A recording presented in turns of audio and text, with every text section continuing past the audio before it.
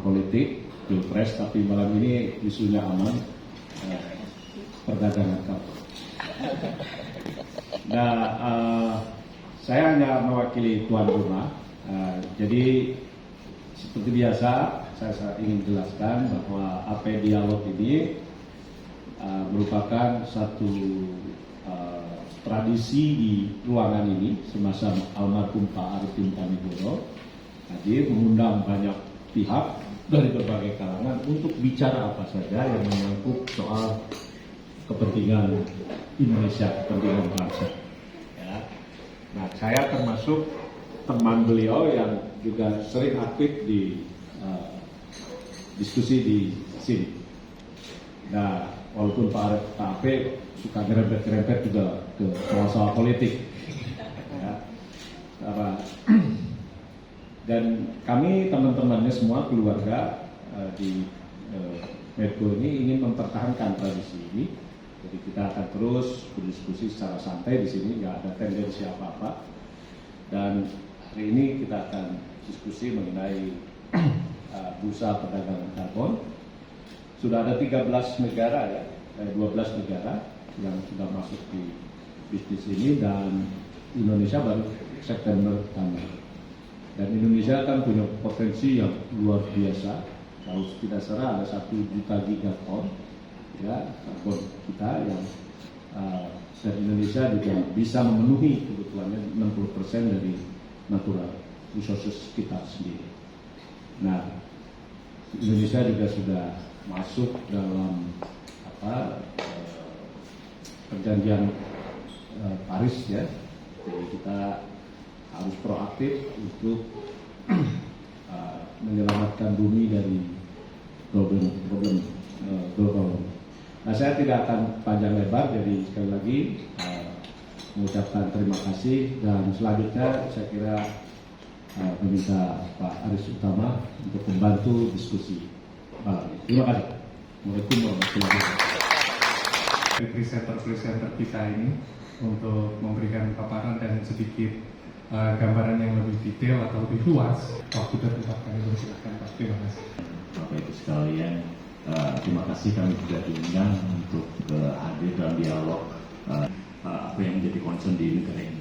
Salah satu yang kita sampaikan seperti itu, tetapi kami justru melihat situasi ini bursa karbon sebagai salah satu tool atau kebijakan yang kita ambil sebetulnya oleh pemerintah Indonesia. Seperti kami sampaikan, sebetulnya kalau boleh kami cerita, proses ini sudah berjalan cukup lama antara kami dengan stakeholder yang lainnya di kementerian lembaga. Kemudian juga kami mencoba melihat transformasi dari Kyoto Protocol menjadi Paris Agreement tadi yang disampaikan Pak Teten, bahwa Indonesia berkomitmen, sudah disampaikan oleh Bapak Presiden di Paris, kemudian ada penanda ratifikasi Paris Agreement Undang-Undang Nomor 16, kemudian mulai transformasi ke apa yang kita sebut dengan karbon komitmennya. Sejauh itu dari statement Bapak Presiden di Glasgow, kemudian kita menyiapkan segala infrastruktur terkait regulasi perdagangan karbon atau carbon pricing di Indonesia. Kemudian dari situ kita masuk ke detailing, kemudian policy yang bisa menjadi breakthrough kita harapkan. Jadi intinya memang bursa karbon ini menjadi salah satu yang kita coba untuk kita develop sedemikian mungkin penting untuk melihat the future-nya Indonesia, balancing untuk komitmen tersebut sekaligus untuk melihat atau memberikan sustainable benefit untuk seluruhnya. Ini yang kita lihat. Kemudian muncullah beberapa regulasi yang kita siapkan, mulai dari Perpres 98 yang memang tujuan utama dari Perpres adalah untuk penjagaan komitmen NDC. Kemudian sebagian dari itu memang ada hal yang kita intervensikan di dalam regulasi itu untuk mendevelop kalau kita katakan dalam bahasa gaulnya adalah market based mechanism. Nah, di situ kita intervensikan, kemudian kita mencoba melihat apa sih sebetulnya di sektor NDC yang lainnya.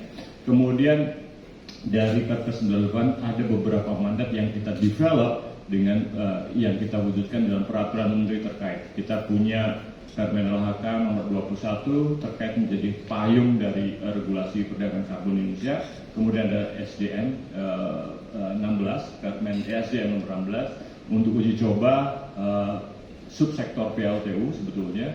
Kemudian juga dari kami sendiri di KLHK dari sektor hulu P07 ini yang sudah kita siapkan juga.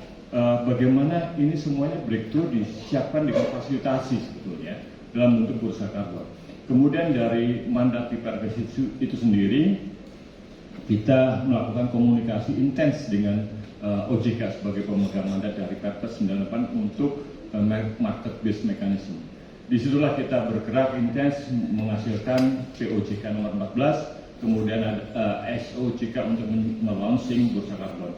Dan tanggal 26 September kemarin kita memiliki bursa karbon Indonesia yang dikelola oleh IDX Karbon. Ini histori yang kami perlu sampaikan dulu. Kemudian bagaimana positioning sebetulnya atau harapan yang kita siapkan untuk IDX Karbon bisa mengelola perdagangan karbon ini menjadi penting. Karena memang kalau kita bicara di mandat Perpres 98 semua konsepnya adalah merefer pada internasional. Jadi internasional itu adalah komitmen Paris Agreement sebetulnya. Nah, kalau kita bicara kembali kepada pemberlakuan Kyoto Protocol dan Paris Agreement, sebetulnya disitulah ada transformasi yang kita jalankan sebetulnya dari mana ini. Tentu saja kita juga tidak akan pernah mengabaikan apa yang terjadi di luar itu semuanya. Beberapa aktivitas entitas bisnis yang sudah berjalan di rejim Kyoto Protocol, bagaimana kita sekuat mungkin untuk bisa mengakomodasi. Tetapi sisi lain, policy kita untuk memastikan komitmen di Perpres 98 sekaligus juga memberikan benefit sustainable. Sekaligus bagaimana mentransformasi, saya katakan sistem voluntary atau sukarela ini bisa diakomodasikan dalam situasi legalisasi yang ada menjadi regulated market. Kemudian bagaimana komitmen itu dipenuhi dan bagaimana bisnis itu bisa mendapatkan keuntungan. Ini yang paling kita dorong dengan regulasi ini. Tentu saja dalam initial state yang kami hitung 2-3 tahun ke depan, kami berhitung dari tahun 2022 mulai intensif sampai tahun 2025, kita akan melihat milestone untuk perdagangan mulai bursa karbon. Kemarin dalam inisiasi state bursa karbon maupun perdagangan karbon secara langsung memang ada tarik menarik yang sangat kuat. Bagaimana entitas bisnis yang sudah berjalan selama ini menggunakan sistem perdagangan langsung, bagaimana mengakomodasikan ini dalam bursa karbon. Nah ini yang hal-hal yang krusial yang memang dinamikanya sedang terjadi saat ini Bapak Ibu sekalian, dan kami membutuhkan input sebetulnya dari forum ini untuk memastikan step forwardnya untuk bursa karbon kita memberikan benefit ke seluruh stakeholder yang terlibat nantinya. Yang kedua adalah bursa karbon ini memang sebetulnya installment secara infrastruktur sudah sangat kuat sebetulnya. Tetapi memang kita juga melihat dinamika yang terjadi secara analisis kuantitatif. Kita perlu melihat secara jelas bahwa praktek entitas bisnis ternyata yang terjadi di luar tidak semuanya terikut oleh kita.